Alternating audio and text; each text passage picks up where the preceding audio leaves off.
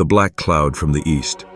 Beyond the tumults of nations, beyond the plagues that consumed the flesh, the seer was shown a vision more vast and terrible. A darkness rising in the east, rolling over the earth like a living shadow. Again and again he spoke of it, a great black cloud swelling upon the horizon, moving westward with unbroken force.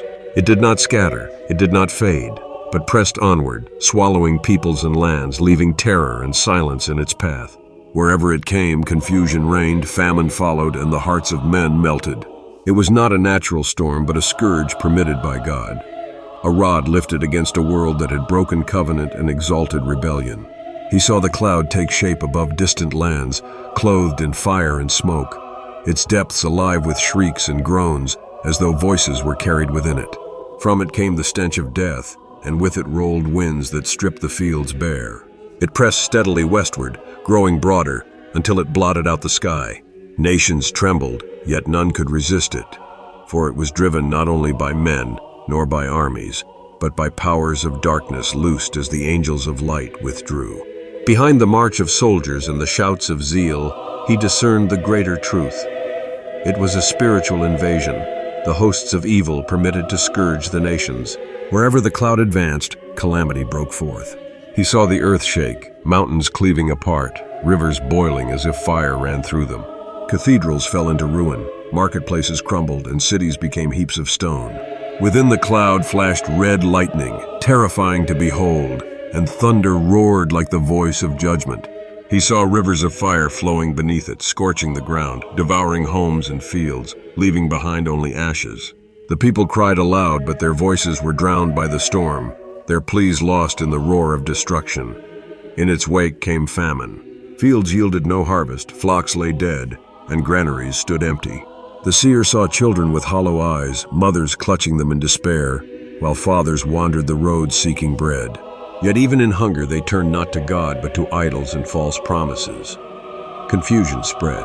Governments collapsed, leaders vanished, armies scattered like smoke, neighbors betrayed one another, fear unhinged the minds of men, and multitudes wandered aimlessly as sheep without shepherds.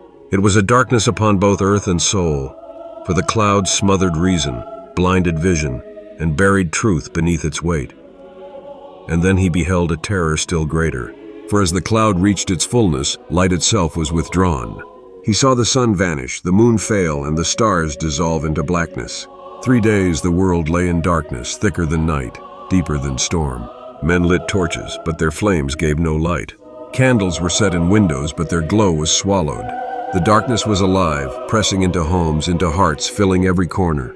He heard the cries of men and women weeping, children screaming in terror, beasts roaring as if maddened by unseen hands. In that night of nights, no work could be done, no journey taken, no defense raised. The proud lay broken, and the mighty were struck with dread. The seer declared that this was no trick of weather, but the chastisement of heaven. As once the plagues had fallen upon Egypt, so now the modern nations were scourged by the rod of God. The black cloud, the famine, the confusion, and at last the days of darkness were the judgment upon a rebellious world. Angels withdrew their guard, and the people stood exposed to terrors they could neither understand nor resist. What men thought to be only war or disaster was in truth the hand of heaven laid against them. Yet even in this dreadful hour he discerned mercy. For in valleys hidden, in caves and forests, he saw small groups huddled together, their faces lifted in prayer. They lit their humble candles of faith, and though the darkness pressed around them, their light was not extinguished. Their voices rose like sparks, faint but enduring, and he saw angels encamped around them, shielding them though the nations perished. They endured hunger, fear, and exile, but their faith held firm, and their endurance was their salvation. Thus the seer spoke of the black cloud from the east, vast, suffocating, terrible, rolling with famine, earthquakes, fire, and despair, until at last the light itself was withdrawn and 3 days of darkness covered the earth. It was not chance nor nature, but the rod of judgment striking a proud world. Yet in its midst a remnant endured, their faith a lamp unquenched, their prayers the last sparks of light, awaiting the true dawn that no darkness could overcome.